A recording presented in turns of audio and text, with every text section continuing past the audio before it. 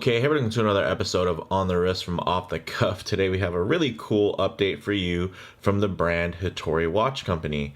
A little bit about them. They're actually one of Nomen Watch's in-house brands, and in terms of the theme of this brand, they're influenced by Japanese culture. And in terms of the type of watch, you can consider this an everyday dress watch. Some key common characteristics and design language, you're looking for something that you can wear every day, but does still dress up pretty nicely. You're going to want, of course, a clean, classic, minimalist design and something that is sensibly sized. This is the Habuka 39 Snow White, and it's Hitori Watch Company's second model following up their Seiko SPB 143 like Ryuku diver line. Habuka is a village in the Japanese Alps just outside the city of Nagano and has been a winter sports hub and recreational destination for lovers of adventure-packed mountainside resorts. This, of course, also pays homage to Grand Seiko's famous Snowflake dial. The crazy thing about this watch is that it's under 300 bucks, guys. It's only $297 direct from Nomen Watches. And if you're hoping that this watch is a mixture of the Grand Seiko Snowflake and the Seiko Sarb 035, you're in luck. This is pretty much that. It's not a direct homage in terms of the case profile or anything like that, but it does have a lot of those familiar elements as well as the proportions to make you feel like this kind of, what you're getting here. So that alone is a pretty enticing combination, and I know it's something that a lot of folks have probably been reaching, wishing that Seiko would produce. And while Seiko does have quite a few kind of baby snowflakes within the Presage line, I have to say, because of the price deficit on this versus any of those models, it is pretty compelling. And then it also has some pretty neat features like a screw down crown, which really locks in a confidence inspiring 100 meters of water resistance. So really cool, and I'm really excited to share this one with you guys. So with all that said, let's go ahead, zoom the camera out, get this piece in hand, and take a closer look. All right, guys, so check this out. This is just very cool. I'm very taken, of course, by the dial, whether it be the texturing on the dial, those really beautifully faceted applied indices. I mean, there's just a lot to love here. So let's go over some of the basics. 39 millimeter diameter, which is definitely a sweet spot for many folks. It's only 11.5 millimeters thick. And remember that this does also have 100 meters of water resistance. So the thickness isn't just frivolous there. And then from lug to lug, it's only 46 millimeters, which is great. Of course, you do see that it does have kind of a male style end link that does protrude, but the general shape of these lugs is really turned down. So this is going to really hug the wrist. So even if you have a smaller wrist, I mean, think about that, this where they naturally hang down. I mean, are your wrists going to really be smaller than that? Probably not. So at least if you're interested in this size of a watch. So yeah, I think this will fit a lot of people great. And then the nice thing is you also do have drilled lugs, as you can see. So if you need to, turn this into more of a dress watch, then you absolutely can take this off and put it on a nice crocodile pattern strap, and I think it'll look really great. So you can see there that dial texture is really fun. Like, they did a really good job with it. I will say right off the bat, it's not quite finished to the level of detail and dimension that you would find within the Presage line and some of those baby frost and snowflake like dials, but this is definitely a really nice, accurate kind of re-representation of that dial. So it's not necessarily, I'd say the nice thing here is it's not worried about undercutting the Grand Seiko Snowflake. So it really goes all out in trying to recreate that beautiful texture, and it does a really good job of it. I would say it's probably missing a bit of that sheen that typically you would associate with a Seiko dial, where essentially there's going to be, of course, all of the nice pattern and texturing, but there's normally going to be like a glossy layer on top of that, or a matted layer that really kind of make everything pop and jump. Here it's going to be more, instead of it being like kind of a dual stage, I'd consider it like a single stage. It's a little bit more of a simple execution, but they really do a wonderful job with it. So kudos to Hitori Watch Company on that end. And yeah, under $300, guys, $297. That's awesome. Screw down crown, which is signed. Another cool feature, check this out. The rotor is blued. How cool is that? And they, of course, really went for that Grand Seiko like display case back. But I gotta say, I'm impressed. Even though the movement that's inside there is still, you know, rather pedestrian, being an NH35A, it's definitely going to give you everything you need: hacking and hand windability, and, you know, a good amount of shock resistance. So that's really good. And not gonna lie, I actually really like the way that blued rotor looks. Like, it looks really cool, and it does make me think instantly of Grand Seiko, and some of their special editions where, you know, they get really playful with those rotors, and even the case back tinting and whatnot. So this was a really nice little surprise. I wasn't expecting that, and I wasn't really, when I first looked at it, I wasn't expecting to like it, but I have to say, the more I look at it, the more I like it. I think they even do have some level of like an anti-reflective coating that does reflect light and add a couple different hues. I don't know if it's going to be picked up by the camera. There you go. See that little flash of purple?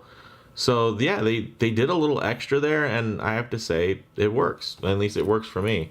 So I do like that. So getting down into, of course, these dial details, you're getting applied indices. They're really nicely faceted and shaped, and very reminiscent, of course, of the Grand Seiko Snowflake.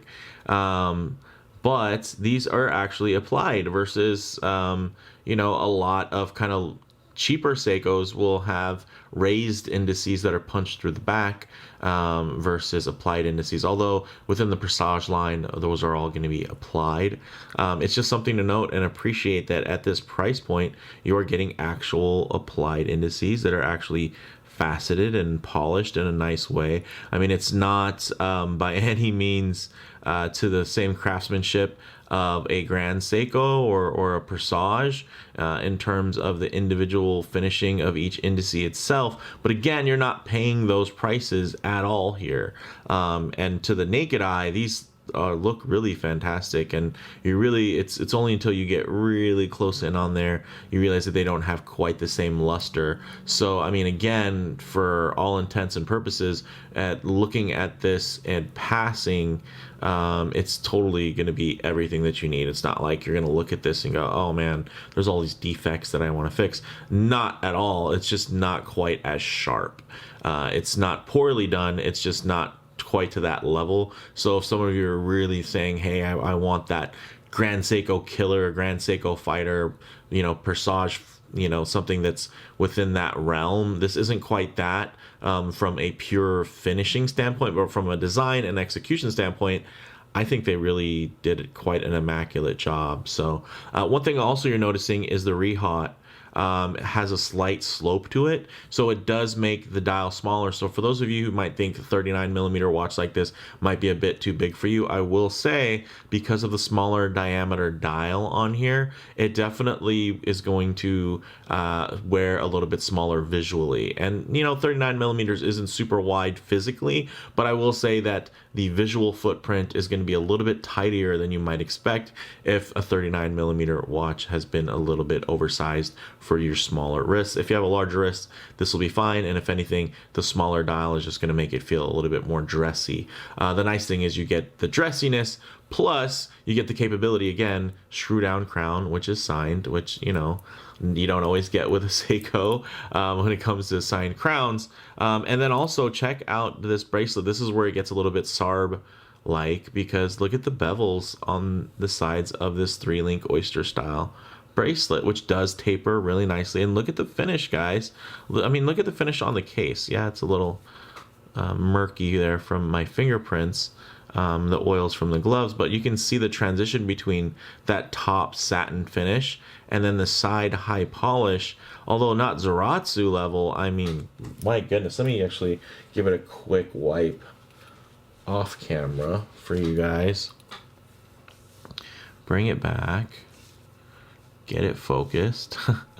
Look at that. That is extremely impressive. Again, guys, under $300 price of admission. That is some major bling finishing.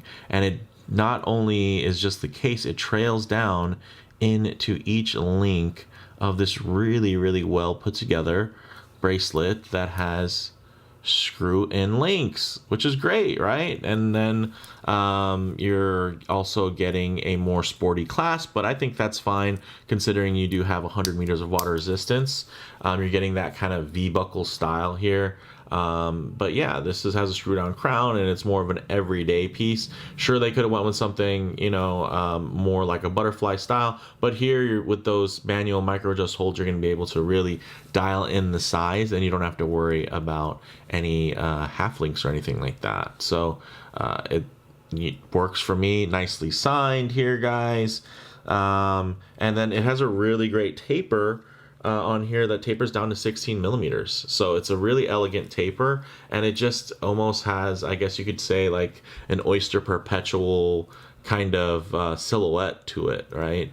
Which is nice, and there's a reason why those are such popular watches, and the fact that it's available in 39, you know, which isn't available anymore. I feel like Rolex really focused on 36s and 41s. So if you're a big fan of that 39 millimeter size, I mean, for the price, this is pretty wild. So with all that said, let's actually get this piece on wrist and see how it wears. All right, guys, check that out. Really nice on my 7¼ to 7½ inch wrist. Of course, if I get up close, there's gonna be some lens distortion there. It's gonna make it feel a lot bigger. So what I'll do is I'll have it down low and I'll just get a little slow zoom and we can get a little bit tighter on this so we can get a look at how, you know, we can get a closer look without having a distorted look. So you can see on my wrist, that is really classic right there. And it lays really flat. My goodness, look at the finishing on there. Look at those bevels, really, really impressive. Look at the way that those lugs just hug the wrist. So it really mitigates any issues you're gonna have with the male end links, apart from maybe the look of kind of that long center link there that kind of protrudes out. But as you look at it from the top down view, not going to be an issue at all. If anything, my goodness, look at that dial. Really gorgeous. And again, look at that bevel just follow right through. It's really wild to see that in something for this price point. I'm very, very impressed.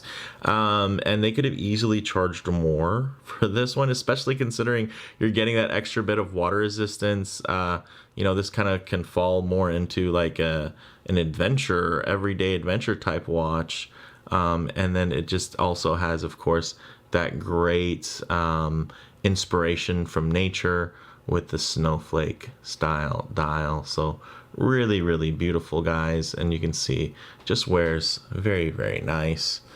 And yeah, I mean, you can see quite proportional, still looks quite dressy, but I think fits within that kind of everyday watch category. Like this can absolutely be worn across a multitude of styles and outfits, whether it be very casual to business casual, or I think even if you get quite formal, this will still work if you're down for a steel sports watch, or you can throw it on a strap because it does have 20 millimeter lugs with drilled lug holes. So, you know, swapping straps will be a breeze if you do want to make it slightly less sporty and really focus in on the dressy side of the house. So with that said, although there's no loom to report here, we'll get into some low light transition so we can just, you know, close things out and get our final thoughts. All right, guys, now even before we hit the lights, I just want to show you something.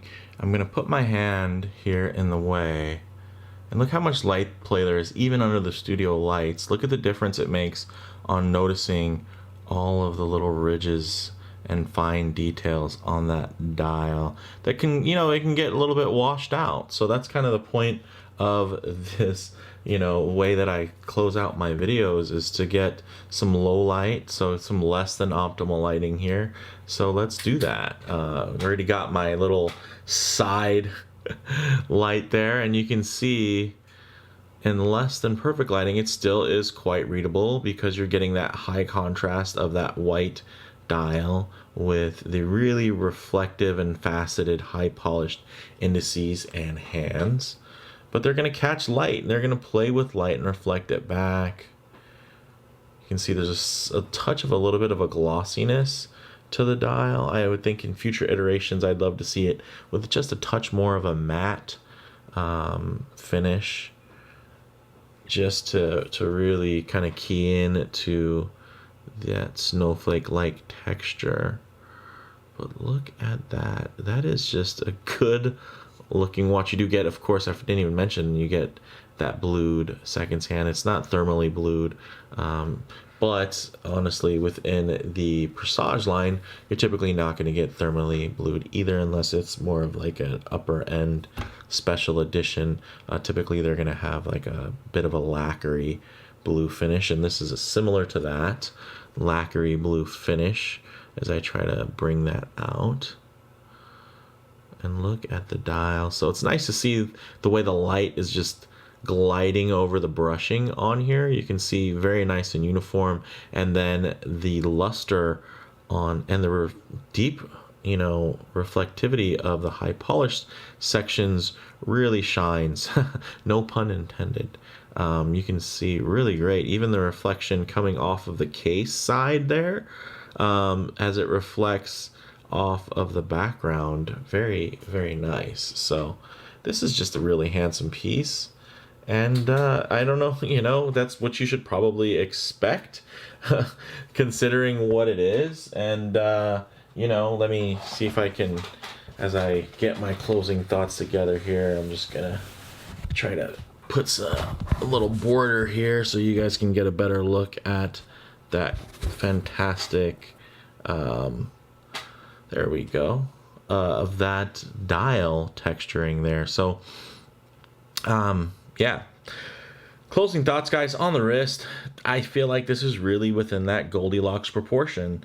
39 millimeter width, 46 millimeters lug to lug. That footprint keeps it very versatile across many wrist sizes, whether on the smaller or larger side. And then you're getting smaller dial proportions, which does help keep that kind of SARB 035 like balance when it comes to the wearability of it, feeling quite dressy but still quite robust when you look at the bracelet and the watch case itself. In terms of model variations, so far there aren't any. This is it. But the fact that they named it the Snow White, I would assume that there will be other variations at some point in time, and they will have a different name versus just calling this the Habuka 39. So fingers crossed, because I think they could sell a ton of these with like a pale pink dial or a little tint of sky blue or purples, or even if they get into different dial finishes that aren't even like this, if they really just a vertically brushed dial could be really great too. I just see a lot of potential here. Black dials, even deeper types of fun things, and this is just a really good case and bracelet that's doesn't really cause any waves, so it'll be fine for most situations, and I think it'll flow really well with other types of designs when it comes to the handset or the dial layout. In terms of comparable models, the sub $300 price tag really carves out its own niche as a super affordable Homage with pretty legit spec lists. You're getting a screw down crown, good for 100 meters of water resistance, a sapphire crystal, hacking hand winding movement, and drilled lugs, and everything solid screw in. It just meets all of those little things and eccentricities that we as collectors normally ask for and rarely ever get all in one watch, let alone all in one watch for under $300. So really impressive there. And then, you know, it's not a perfect watch by any means. So although the dial isn't quite finished to the level of any of the comparative Seiko Prestige line baby snowflakes, quote unquote, or baby grand Seikos, the design itself is extremely low cost, and you know, it just, it's extremely enticing because of that, right? Like they didn't have to add some weird complication or anything funky or anything like that. They were able to just, you know, put out something that they thought looked good, and I think it looks great aesthetically. So that's a really nice thing, that they weren't kind of hampered by it, you know, being within, let's say, Seiko's Prestige line, and not wanting to undermine or undercut anything that's more expensive, you know, out in the Grand Seiko territory. So that's, you know, a real positive in terms of the purity of design and execution. They were really unhampered by any of, you know, trying to level set anything. They were just like, hey, let's just make the best version of this that we can. So for me, guys, bottom line here, this is the Snowflake SARB remix many of us collectors have been wishing for, at a price point, wow, that I think we're all kind of surprised by, I mean, myself included. So it's hard to beat this in terms of value proposition, because you're getting something that aesthetically is very pleasing, that objectively is really well spec'd and well finished, and, you know, subjectively, you kind of put together all of those bullet points, and it just makes you feel a little bit more okay about the fact that maybe it's not a Seiko or a Grand Seiko, but it does have a lot of great attributes that make it just a fun watch. So with that said, let me know what you guys think in the comments below. If you liked the video, please hit like, and if you haven't already, please subscribe for more content just like this. Thanks, guys.